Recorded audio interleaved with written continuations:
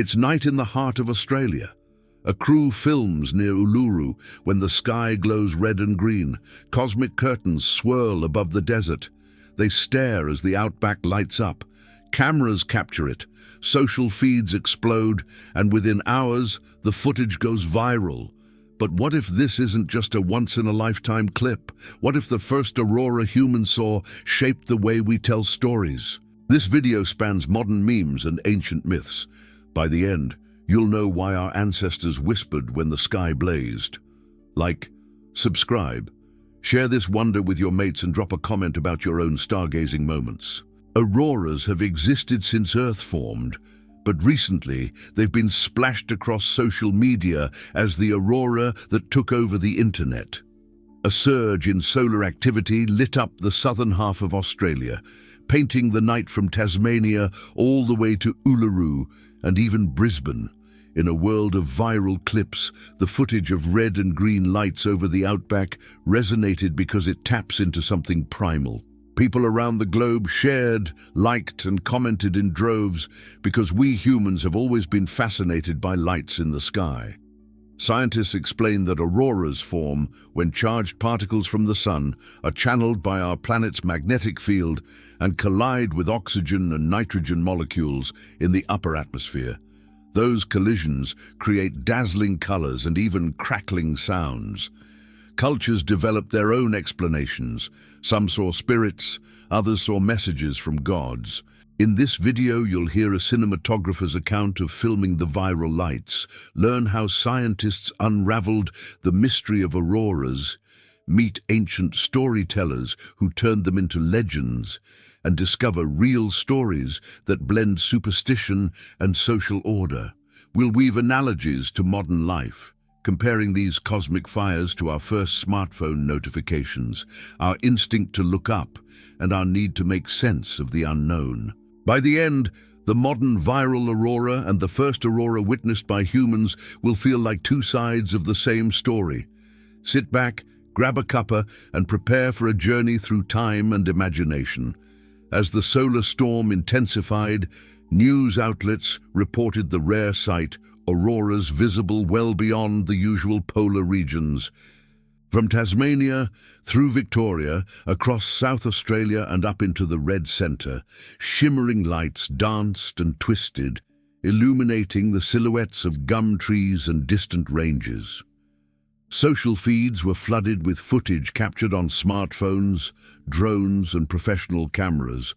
One Melbourne photographer, travelling through the outback, set up a time-lapse near a cattle station. He'd planned to shoot the Milky Way, but instead, the horizon glowed. He whispered to his crew, eyes wide, as ribbons of green swept overhead. He later said the feeling was like watching the world's biggest fireworks without a sound. His video amassed millions of views in a matter of hours, gaining traction faster than any adorable cat clip. People commented in awe and disbelief. Some even thought the video was fake until news agencies confirmed it.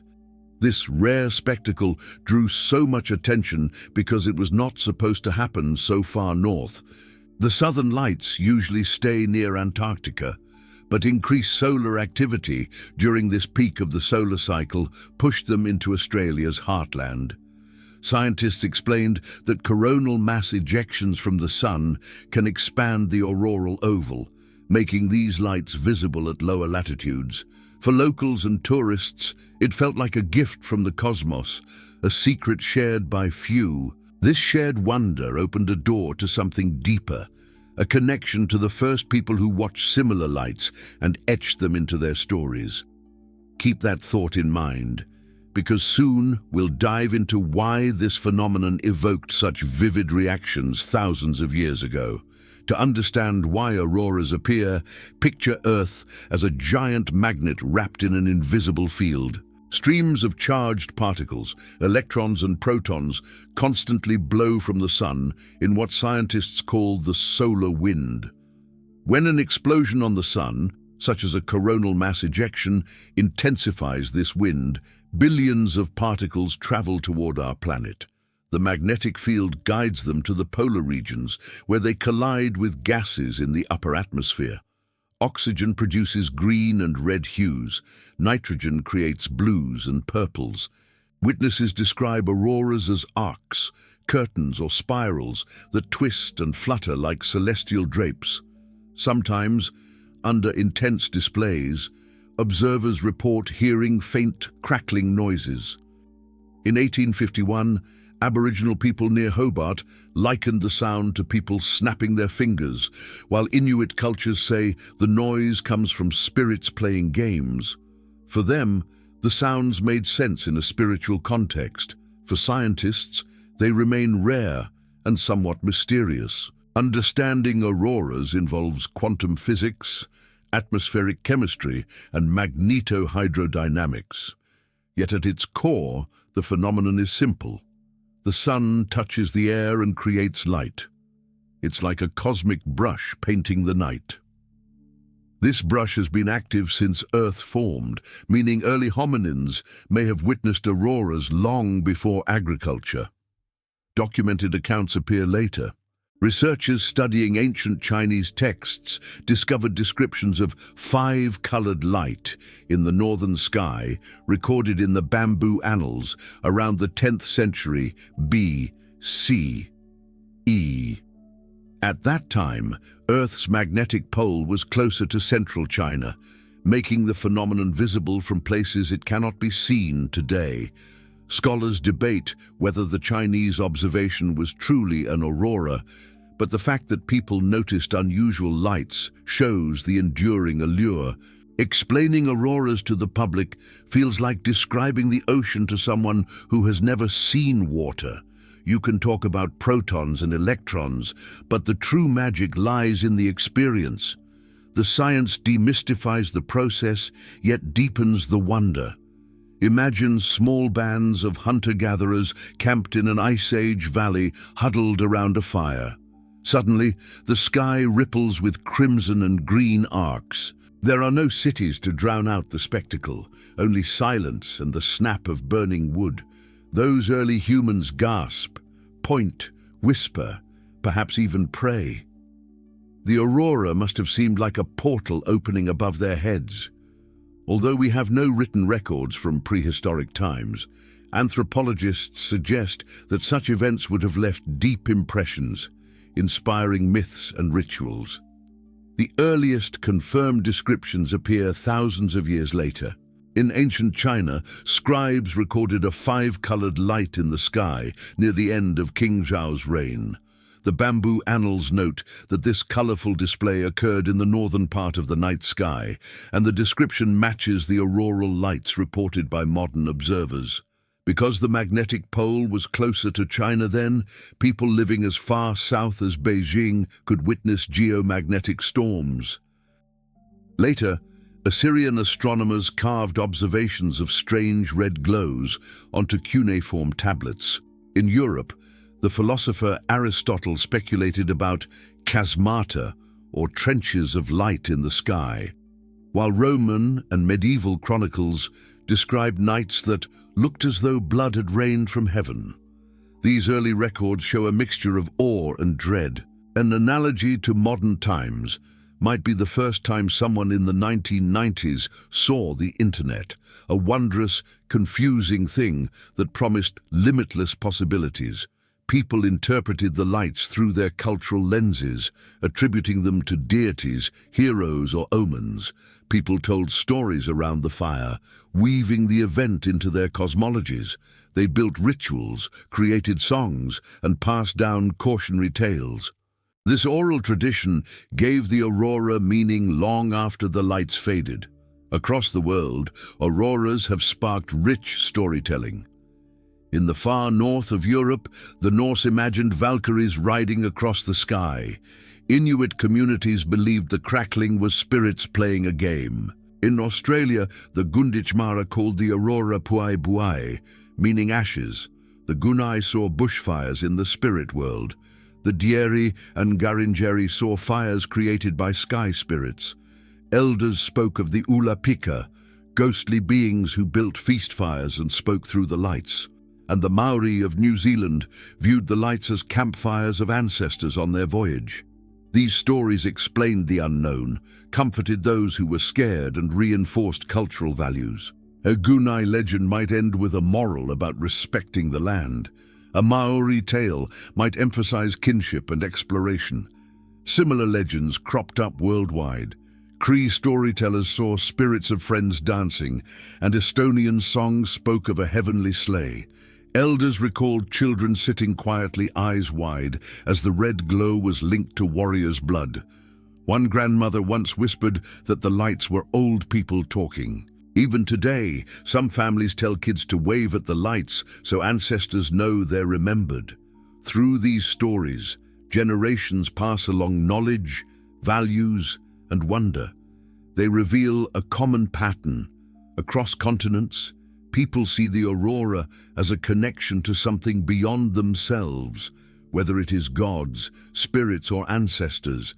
This hints at the universality of our need to make sense of celestial wonders and to place ourselves within a larger narrative. Not all auroral stories are joyous. In some traditions, the lights carried warnings. Among the Gunai people, a powerful sky ancestor named Mungan Ngor set strict rules for male initiation and placed his son, Tundun, in charge. When someone leaked sacred knowledge, Mungan cast down a great fire to destroy the earth. The people looked up and saw this fire as an aurora, a cosmic reprimand. Further west, near Uluru, a group of Pitjantjatjara hunters broke a taboo by killing and cooking a sacred emu. As they ate, they saw smoke rising toward the south. This was the aurora, interpreted as poisonous flames signaling imminent punishment. The Dieri believed that if the sky glowed, someone had broken traditional law and a violent party would soon come to exact justice. These narratives turn a natural phenomenon into a mechanism of social control. They are ancient equivalents of public service announcements, not broadcast on television, but told at the campfire. The message was clear: obey the rules or suffer cosmic consequences. Stories of punishment also appear elsewhere. In Scotland, some villagers believed the aurora came to collect souls. Children were told to avoid whistling at the lights or risk drawing them closer. In some North American tribes, pointing at the aurora was taboo. Elders warned that fingers would be severed. Even the Vikings feared the lights could blind those who looked directly. When the rare lights appeared across Australia in 2024 and 2025, people no longer feared punishment, yet the instinct to assign meaning persisted. Some joked the world was ending, others said it was a sign of hope. We still look for messages in the sky. The most unsettling auroras are those that glow red. Scientifically, red auroras occur when high-altitude oxygen is excited by slower-moving solar particles, emitting crimson light. Culturally, red was rarely neutral. Across New South Wales, Victoria, and South Australia, Aboriginal communities interpreted the red hue as bloodshed, by warriors fighting a celestial battle or by the spirits of the dead rising to the heavens. The red sky was a sign of death or conflict. Similar beliefs appear globally. Norse sagas mention bloodlights, and in medieval Europe, crimson auroras were thought to predict famine or war. Redness also linked auroras to other red celestial events. A total lunar eclipse, often called a blood moon, turns the moon a deep copper color. Combining a red aurora with a blood moon amplified dread. In 1859, Aboriginal people in South Australia witnessed an auroral display coinciding with a total lunar eclipse. Elders remembered this double act as a time of great fear. Even today, red evokes urgency, emergency alerts, financial losses in the red, stop signs demanding attention. Our brains associate red with alarm due to both cultural conditioning and natural cues like blood. The red sky taps into something primal. Even with science, we are still creatures of instinct. The journey from a viral video to ancient myths shows that despite millennia of change, our responses remain constant. When the sky above Uluru turned brilliant green and red in 2024 and 2025, millions stopped scrolling and watched. The awe, curiosity and tingle of fear they felt mirror the feelings of people who first saw auroras thousands of years ago. Back then, there was no scientific language to explain solar winds. Communities found meaning through stories. They painted the heavens with tales of Valkyries, of the Ulapika's feast fires, and of warnings from sky ancestors. Understanding the science today doesn't take away from the wonder. It adds another layer. We can appreciate the dance of electrons while also feeling connected to those ancestors. Perhaps that is the lesson. We are part of something bigger, and our stories keep us connected across time. Next time the sky glows, look up. Remember those who did so long before you, and know that wonder is one of humanity's oldest shared languages. If this exploration of cosmic lights and timeless stories lit a spark in you, please show your support. Smash that like button, hit subscribe and ring the bell so you won't miss future deep dives. Share this video with friends who love space, history, or a good yarn. And let's keep the conversation going in the comments. Tell us if you've ever seen an aurora or which legend resonated most with you. Your engagement helps the channel grow and brings more curious minds into our community. Cheers for watching.